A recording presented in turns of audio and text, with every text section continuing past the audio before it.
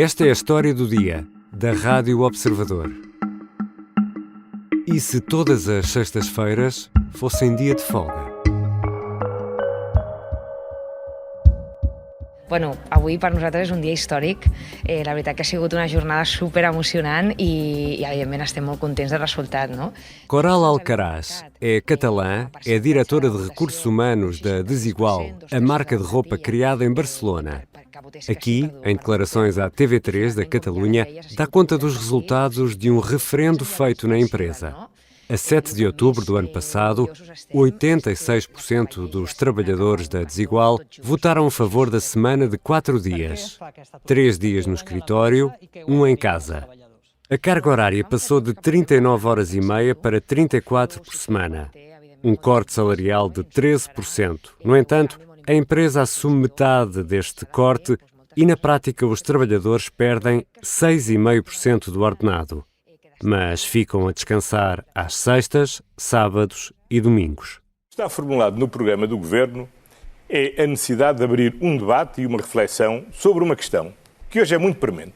Por cá, no início do ano, este foi tema de campanha e de debate, como neste frente a frente na TVI entre António Costa, do PS, e João Coutinho de Figueiredo, da Iniciativa Liberal. Não estamos a falar em 30 horas. Nós podemos trabalhar 4 dias por semana, mais horas em cada dia.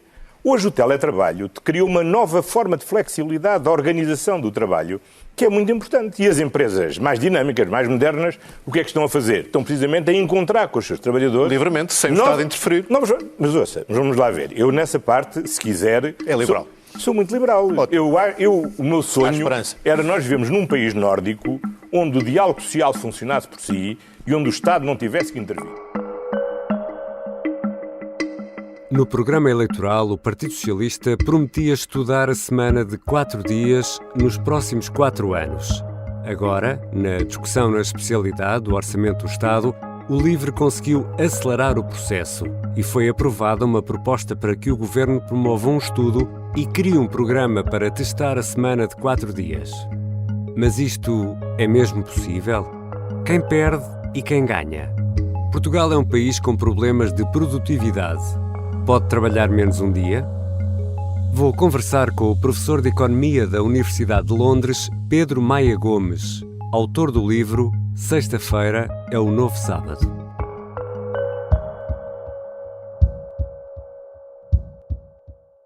Bem-vindo, professor Pedro Maia Gomes. Olá, muito obrigado pelo convite. Onde é que está nesta altura? Eu estou no aeroporto, estou em viagem, vou a Valência. Vai decorrer durante 2 dias a Cimeira Internacional da Semana dos 4 Dias. Vai ter políticos, sindicatos, empresários e também académicos, e eu vou como um académico para falar dos benefícios económicos da Semana de Trabalho de 4 Dias. Ora, uma conferência internacional quer dizer que isto é mesmo a sério, não é assim algo que saia de um gabinete investigador, de um professor de uma universidade. Sim, não é apenas ideias de um académico extravagante, é muito mais do que isso. Aliás, é mais do que uma conferência, é uma cimeira. Portanto, vai ser um momento importante, porque o movimento da Semana de 4 Dias já há 2, 3 anos que está a ganhar muita força e tem uma parte política, sobretudo de empresários, e agora alguns sindicatos que também estão a começar a puxar por esse tema, e há muitos estudos, quer em sociologia, em gestão, agora o meu livro em economia, também questões do ambiente, portanto há muitos estudos académicos sobre o tema e, portanto, é um movimento global e vai ser uma cimeira interessante porque vai consolidar a Semana de 4 Dias como um tema, uma prioridade para os anos que vêm. O seu livro é Sexta-feira é o Novo Sábado. Ora, esta história do dia é publicada numa sexta-feira. Se dessemos aqui um salto no futuro, hoje seria dia de descanso. É isso, professor? Exatamente, é esse o objetivo. Não vai ser daqui a um mês, ou daqui a 3 meses, ou um ano. É um processo que é muito longo, vai demorar, na melhor das hipóteses, generalizado à economia seria uns 4 a 6 anos, mas provavelmente mais 10, mas exatamente por ser um processo longo é que devemos começá-lo cedo, porque se estamos sempre a adiar à espera que aconteça, assim nunca mais. Portanto, temos de começar esse processo e eu acho que a discussão que está prevista agora nos próximos meses e anos em Portugal, eu acho que é um bom ponto de partida. Vamos lá, então, olhar para isto mais em pormenor. Há aqui uma questão que salta logo quando falamos da semana de 4 dias, que é a questão da produtividade. Ora, Portugal é tido como um dos países em que se trabalham muitas horas, mas a produtividade não é muita. Como é que resolvemos este problema? Bem, aqui é importante distinguir a produtividade. Normalmente os rankings de Portugal está muito baixo, é a produtividade por hora. É a produtividade por hora que é fraca. E há uma relação entre trabalhar demasiado e a fraca produtividade por hora. Porque quando nós trabalhamos muitas horas, estamos muito mais cansados, cometemos muito mais erros no processo de produção, que pode ser peças defeituosas em fábricas, pode ser acidentes de trabalho, faltamos muito mais ao trabalho, o absentismo aumenta muito com muitas horas de trabalho e também a rotação de trabalhadores. E são todas estas áreas que as empresas que adotam a semana de 4 dias como prática de gestão melhora a rotação de trabalhadores, reduz a taxa de absentismo, reduz acidentes de trabalho, aumenta a efetividade dos trabalhadores nos outros dias. Se reparar, Portugal é dos países na União Europeia que se trabalha mais horas por semana e é também o país que tem mais altas incidências de burnout, tem mais altas incidências de acidentes de trabalho e onde todos os anos fazem milhões de horas extraordinárias. Portanto, ao reduzir a semana de trabalho, vamos melhorar as empresas nestas dimensões todas e isso é aumentar a produtividade por hora. O professor, no seu livro, sugere 8 formas de ajustar esta nova realidade. Há 2 que nos saltam logo à vista, que é aumentar o número de horas trabalhadas nos outros 4 dias ou cortar o vencimento ou adaptar estas 2. Portanto, há mais alterações que se podem fazer além destas, é isso? Sim, há muitas. Portanto, o corte de salário, por exemplo, corte de 20%, é uma prática que já existe, chama-se part-time. Em Portugal é relativamente baixa, mas noutros países europeus já é muito elevada. Portanto, não é nada de novo, mas não é desejável para a maioria das pessoas. Há algumas empresas que implementam a semana de 4 dias com o aumento das 2 horas nos outros dias. É uma prática de gestão que se chama semana concentrada, também já existe, está prevista no Código Laboral em Portugal e já existe há 50 anos. Mas isso também não é desejável para a implementação da semana de 4 dias. É desejável com alguma redução de horas, mas não tem que ser para 32. Pode ser, por exemplo, para 36, pode ser 34 mais 2 horas para um banco de horas à disponibilidade da empresa. Mas essas são normalmente as que saltam à vista, mas é as que eu quero pôr menos ênfase, porque eu quero falar é das outras. Então vamos às outras. O aumento da produtividade e a redução dos custos para a empresa é a chave que quebra essa relação entre trabalhar menos 20% e ter de cortar o salário 20%. Não é preciso, porque os aumentos de produtividade e a redução de custos vão compensar em larga medida essa mudança. Aliás, a maior parte das empresas que está agora a implementar a semana de 4 dias, e não é porque o Estado está a dizer, não é porque melhora o negócio, veem que de facto a produtividade aumenta tanto que compensa. Mas, se não for suficiente, se calhar para alguma indústria ou para alguma ocupação, lá está, pode-se aumentar meia hora ou 1 hora nos outros dias, compensa 25% a 50% do ajustamento. Mas depois há uma outra forma de ajustamento que eu acho que é muito importante, é que as empresas que adotam a semana de 4 dias ficam numa posição tal como empregadoras, que ninguém quer sair e sempre que há uma vaga toda a gente quer entrar. Tem centenas de trabalhadores muito qualificados. É essa, aliás, uma das razões pela qual as empresas estão a implementar a semana de 4 dias. E o que isto permite é, no caso desses ganhos de produtividade não forem suficientes para compensar a mudança, a empresa pode sempre contar com moderação salarial nos anos a seguir. Porque lá está, ninguém quer sair da empresa. Portanto, aqui eu acho que o corte salarial é de evitar e pode-se evitar. E uma dessas formas é a tal moderação salarial. Por exemplo, vou-lhe dar um exemplo. O que é isso da moderação salarial? Imagina uma empresa que quer passar de 5 para 4 dias. Pode dizer o seguinte, nos próximos 5 anos não há aumentos de salários acima da inflação, mas no primeiro ano vamos dar a primeira sexta-feira de folga, todos os meses. No segundo ano, a segunda sexta-feira. no terceiro ano, a terceira sexta-feira e por aí fora. Em 5 anos faz a passagem sem corte salarial, mas com moderação salarial. Porque é uma das características das economias ocidentais, é que crescem, há um crescimento natural da produtividade. Historicamente é 2,5% ao ano. Portanto, nós podemos utilizar esses ganhos de produtividade naturais nas economias em crescimento para fazer a transição.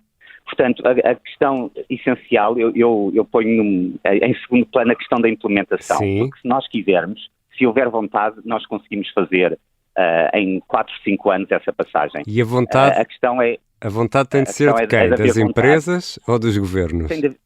Tem de ser empresas, sindicatos e governos. Tem de ser tripartido. E daí eu acho que esta proposta do governo, eu acho que quer dizer, não se comprometem muito, é muito amigo, não vaga, é não é? concreta, é vaga, mas eu acho que é assim que tem de ser nesta fase, porque ainda não há discussão.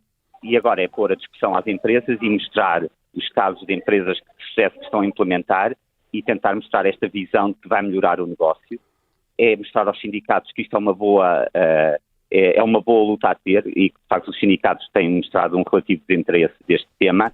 E depois é convencer os outros argumentos, porque a questão da produtividade é apenas um dos argumentos em 8 que eu falo no livro. Queria saber se esta semana de 4 dias também poderá aumentar o nível de emprego, ou seja, vamos precisar de mais pessoas para alguns setores que funcionam 7 dias por semana, 24 horas por dia? Vai aumentar o emprego, mas não é por esse mecanismo. Aliás, esse é um mecanismo que os economistas não gostam muito. Eles dizem a falácia do bolo de trabalho. Acham que é porque, se reparar, se a produtividade por trabalhador aumenta tanto, aliás, as empresas que estão a implementar falam nessa tal regra dos 100, 80, 100. Trabalham, recebem 100% do salário, trabalham 80%, desde que consigam produzir o 100% do que estavam a produzir antes. Se for esse o caso, não é preciso contratar muito mais trabalhadores, não é? Se o efeito de produtividade é tão grande.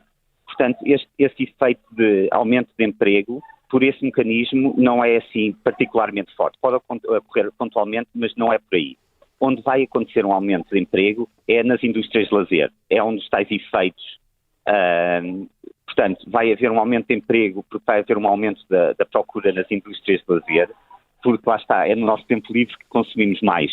Exatamente. Sentimos necessidades, que vamos aos restaurantes, aos cinemas, aos teatros, que viajamos, que ficamos em hotéis e, portanto, vai haver um aumento da tal procura pelas indústrias de lazer, portanto vai haver um aumento da procura de trabalhadores para os restaurantes, para os hotéis, para o turismo, etc. E o professor entende que esse aumento de tempo livre também pode ser uma forma de fomentarmos o progresso. Fale-nos um pouco dessa ideia. Da inovação. Portanto, lá está, há sempre a visão que quando estamos a trabalhar estamos a contribuir para a economia, é assim que estamos a contribuir para a sociedade, mas quando estamos no tempo de lazer é tempo de felicidade, mas há sempre aquela visão que não afeta a economia. Portanto, vamos ser felizes, o bem-estar, e, portanto, muito da discussão fala-se do bem-estar dos trabalhadores. Mas a questão é que quando nós vamos ver o que as pessoas fazem no tempo de lazer, quase tudo contribui direto ou indiretamente para a economia. Eu falei na questão do consumo, não é? Uhum. Mas há uma outra forma. Há muitas empresas que nascem com um trabalhador, com um trabalho como nós os dois, como diurno, mas que depois vai para casa e no tempo de lazer constrói uma empresa, ou constrói uma inovação, ou escreve um livro. Por exemplo, e isto não são exemplos menores. Por exemplo, a Ford, que eu falo muito no livro. Henry Ford trabalhou 3 anos na fábrica de eletricidade de Thomas Edison e voltava todas as 6 dias por semana, na altura, e voltava à casa e trabalhava todas as tardes, todas as noites e todo o sábado à noite no seu primeiro carro com um motor de combustão interna. A Apple também nasceu assim. A Nike também nasceu assim, era um contabilista que começou a importar sapatilhas de corrida do Japão. Qual foi a contribuição para a economia da J.K. Rowling?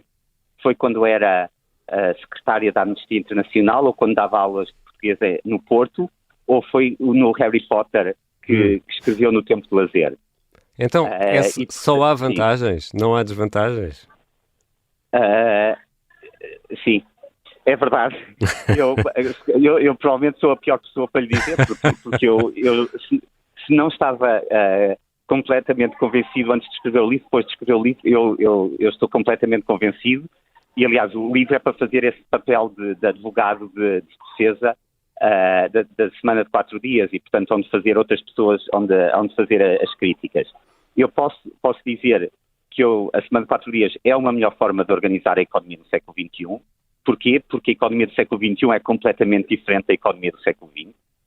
Agora, o facto de eu dizer isto não quer dizer que seja fácil. Claro. Eu nunca vou dizer que a implementação vai ser fácil, o que eu vou dizer é que vale a pena. Mas inconveniente, não... pode perguntar a outras pessoas, tenho a certeza que muitas vão fazer uma lista grande e eu depois posso rebater, mas até agora eu não ouvi nenhum argumento hoje que eu não tivesse lido, que tivessem feito contra a semana de 5 dias quando foi implementado. E atualmente o professor trabalha quantos dias por semana? Sabe, essa é a pergunta que eu tenho mais, que eu recebo mais vezes. Mas eu escrevi o livro nos meus tempos de lazer, portanto foi durante as férias, foi ao fim de semana, mas, por exemplo, o livro é trabalho ou não é trabalho? Porque não é o meu trabalho normal. Eu dou aulas, eu faço investigação em economia, que não é escrever livros, é escrever artigos académicos com muita matemática e muita análise estatística. É trabalho ou não é trabalho? Porque, se reparar, a semana dos 5 dias, os 5 dias e a distinção entre semana e fim de semana é a forma de coordenar o trabalho de equipa durante a semana. Claro. É isso que nós fazemos durante a semana, é o trabalho de equipa. E ao fim de semana é coordenar o trabalho nas indústrias de lazer e o trabalho individual. E então, uma semana de 4 dias não implica todas as pessoas que quiserem trabalhar mais vão poder trabalhar mais, porque o fim de semana não impede, mas vão trabalhar naqueles projetos individuais e vão ter essa liberdade sem ter os e-mails dos colegas de trabalho a chatear. E, portanto, nós vamos coordenar o trabalho em 4 dias e depois temos aquele tempo de 3 dias para sair, não é? Usar as indústrias de lazer ou para utilizar para esse trabalho individual, abrir uma empresa, escrever um livro, tirar um curso, tirar um MBA e portanto, é um dos argumentos. Nós vamos ser mais livres para trabalhar mais numa semana de 4 dias do que somos agora livres de trabalhar menos de 5 dias. Muito obrigado, professor Pedro Maia Gomes. Foi um prazer. Pedro Maia Gomes é professor de Economia em Londres e, como percebemos, estava a caminho de uma cimeira internacional sobre a Semana dos 4 Dias que junta especialistas e decisores em Valência, em Espanha. Um encontro que decorre esta sexta-feira e sábado. Há, nesta altura, vários países a fazer experiências com a Semana dos 4 Dias. Por exemplo, Espanha, Bélgica, Japão, Alemanha, Nova Zelândia e Islândia, só para citar alguns casos. Por cá, ainda não se sabe bem como nem quando, mas o teste deverá arrancar ainda este ano. Esta foi a História do Dia, de sexta-feira. Ainda não é dia de folga, mas já posso desejar um bom fim de semana. Pode seguir a História do Dia no site do Observador ou na aplicação que utiliza para ouvir podcast e assim não perde nenhum episódio, basta clicar em seguir. A produção foi da Mariana Oca Ferreira, a sonoplastia da Beatriz Martel Garcia. A música do genérico é do João Ribeiro. Eu sou o Ricardo Conceição. Até segunda e bom fim de semana.